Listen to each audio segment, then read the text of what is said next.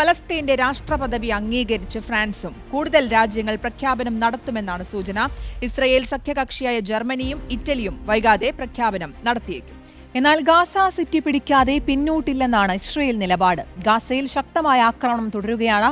37 പേർ കൂടി കൊല്ലപ്പെട്ടു. അപർണ കാർത്തികയാണ് വിശദാംശങ്ങളുമായി ചേരുന്നത്. അപർണ, ഫ്രാൻസും അങ്ങനെ പലസ്തീന്റെ രാഷ്ട്രപദവി അംഗീകരിച്ചിരിക്കുകയാണ്. അതേസമയം ഗസയിൽ ഇസ്രയേൽ ആക്രമണം രൂക്ഷമാവുകയാണ്. നിലവിലെ അവിടുത്തെ സാഹചര്യം എന്താണ്?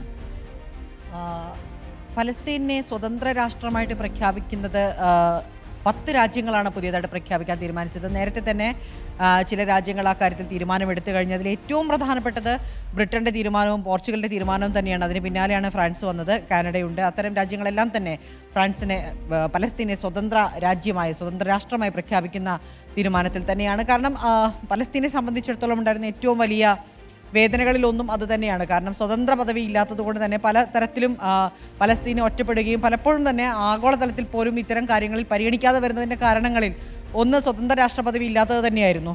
അതിന് ഒരു പരിധിവരെ ഇത്തരം രാജ്യങ്ങൾ അംഗീകരിക്കുമ്പോൾ അത് പരിഹരിക്കപ്പെടും എന്ന് തന്നെയാണ് പ്രതീക്ഷിക്കുന്നത്.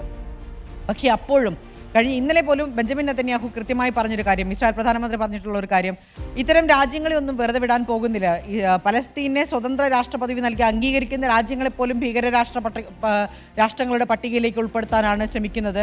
എന്തായാലും സ്വതന്ത്ര രാഷ്ട്രപദവി എന്നുള്ള തരത്തിലേക്ക് ഞങ്ങൾ അംഗീകരിക്കുന്നേയില്ല എന്ന് അസന്നിഗ്ധമായി പറയുകയാണ് ബെഞ്ചമിൻ നെതന്യാഹു. പക്ഷേ ഈ കാര്യം എങ്ങനെയാണ് ഇതിൻ്റെ ഒരു തീരുമാനം എന്നുള്ളത് ഇനി വരും ദിവസങ്ങളിൽ തന്നെ കാത്തിരുന്ന് കാണേണ്ടതാണ്. അതിൽ ഏറ്റവും പ്രധാനപ്പെട്ട കാര്യം ഗാസ സിറ്റിയിൽ നടത്തുന്ന അവരുടെ ഇടപെടൽ തന്നെയാണ്.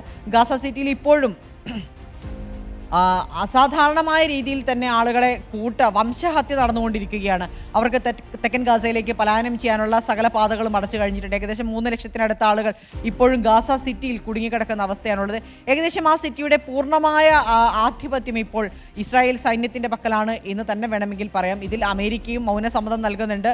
പരോക്ഷമായിട്ടാണ് ഇപ്പോൾ സമ്മതം നൽകുന്നതെങ്കിൽ പോലും എല്ലാ പിന്തുണയും ഇസ്രായേലിന് ലഭിക്കുന്നത് അമേരിക്കയിൽ നിന്നാണെന്നുള്ളത് വ്യക്തമാണ്. എന്തായാലും ഗാസ സിറ്റി പിടിച്ചെടുക്കുന്നത് വരെ പൂർണ്ണമായും അവിടെ സൈനികാധിപത്യം തുടരുമെന്ന് അസന്നിഗ്ധമായി ആവർത്തിച്ച് പറഞ്ഞുകൊണ്ടിരിക്കുകയാണ് ബെഞ്ചമിൻ നെതന്യാഹു. എന്തായാലും അതിലേക്കുള്ള നീക്കങ്ങൾ വരും ദിവസങ്ങളിൽ പൂർണ്ണമാകുമെന്ന് തന്നെ പ്രതീക്ഷിക്കാം. ഇപ്പോഴും ടെന്റുകൾക്ക് നേരെയും ഭക്ഷണ വിതരണ ക്യാമ്പുകൾക്ക് നേരെയും എല്ലാം ആക്രമണം തുടർന്നുകൊണ്ടിരിക്കുകയാണ്.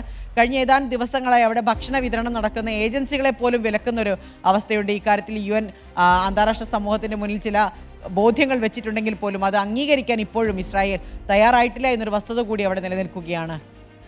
ഓക്കെ, അപർണ കാർത്തികയാണ് വിശദാംശങ്ങൾ നൽകിയത്.